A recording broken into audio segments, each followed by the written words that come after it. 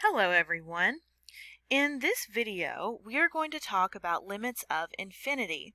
So when infinity is your limit itself. So let's take a look at this first example here.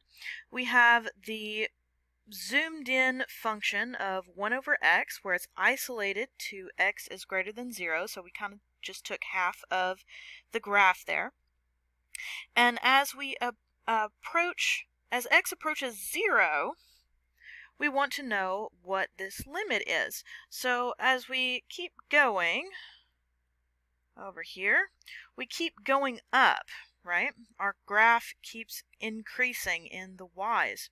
So if it keeps going up forever, we can say that it is increasing forever, and thus our limit is infinitely increasing as well, or just infinity. This is separate from the limit at the other end as x approaches infinity, which is down here. All right, we'll talk about that in section 2.5.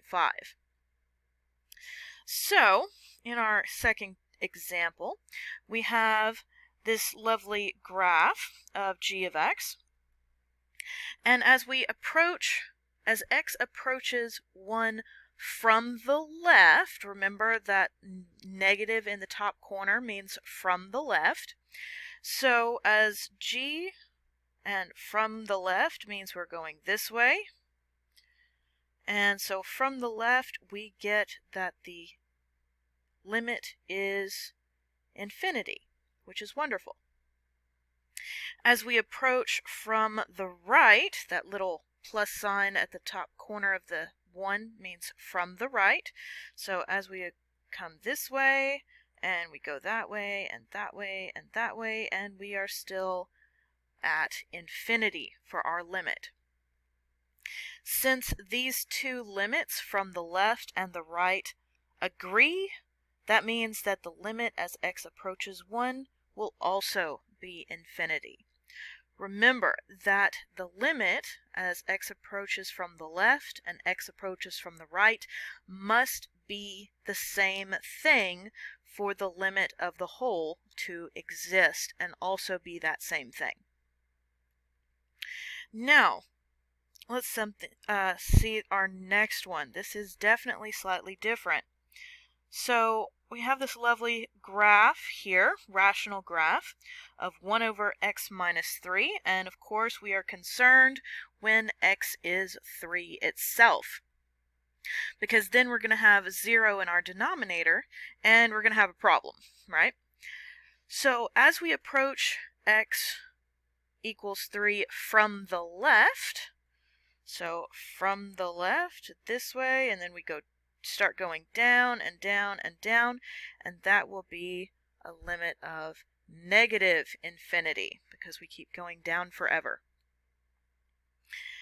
If we have approaching x from the right, so from the right this way and this way and this way, and that is going up forever, so that's positive infinity, which is different from the left. So this limit as x approaches 3 of the whole does not exist. DNE does not exist. They must agree, both the left and the right, for them to exist at all. Okay, so now let's take a look. Because the squeeze theorem still works, but it is dependent upon the function being able to be simplified. So let's take a look at here. We want the limit as x approaches 4 from the right of this lovely function. So last time when we talked about the squeeze theorem, we said we could simplify this and we could figure something out. So, well, simplifying this is, I need to factor that top. So that would give me two numbers that multiply to positive 2 but add to negative 3 would be negative 2 and negative 1 over x minus 4. Nothing matches. Nothing cancels, so I can't simplify this. The squeeze theorem will not work. So how do we do this if the squeeze theorem doesn't work, but we still want to find the limit? Well, how about just use the graph? That is another option, just like we did in our previous examples. Remember that when you're typing this into your calculator, you will need to use parentheses appropriately, especially around the numerator here and the denominator. So you'll have two sets of parentheses, one around the numerator and one around the denominator for your y equals graph in your calculator. If you do not put the parentheses, then your graph will graph, but your calculator will give you something very strange. So be careful about how you do that. Now, our last example here, we really need to break out the calculator for, and I'll show you some tricks. And this is for the cosecant graph. Now, how well do you remember your trig?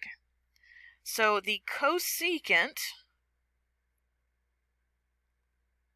is 1 over the sine graph, which is not to be confused with the inverse sine graph. So it's 1 over the sine. If we put this into our calculator, well, it's not going to work so well. So instead, we're going to have to do this slightly differently. So grab your calculator and put our y equals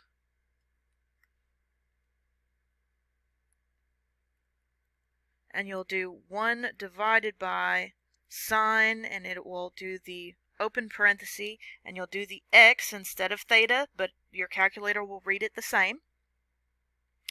And that will be your cosecant graph. The window is where things will get interesting. So the window, you'll have to adjust for a radian. Now, if you try to type this into your calculator as a radian, it's going to be a little odd. So instead, we're going to use the features of our calculator already and do it the other way. So for our window, I would do an x minimum as 0, an x max as 2 pi, and actually type it in as 2 pi, and then the scale, how about as pi over 2. So we're doing this as if we're graphing it with radians, but we're doing it in such a way that it's still in a format that our calculator can recognize.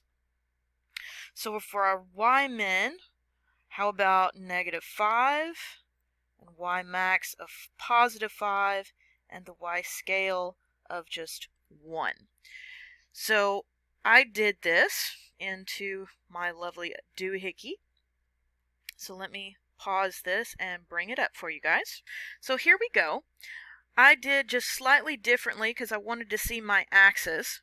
So the red here is the cosecant graph, and the green is the sine graph, so you can see both. I wanted to just show you how it is different both ways, so that the cosecant is the 1 over sine, and the sine is, well, what we're used to. So as our limit approaches pi, right, that's what our question asks us for, and I put my doohickey at 2 pi, then we can see that the limit as we approach pi, and it is specific as being from the left, if I recall correctly, then that limit would be infinity. All right. So knowing not just the definition, but knowing how to work with your calculator is also an essential skill to make it do what we need it to do so we can actually answer our questions.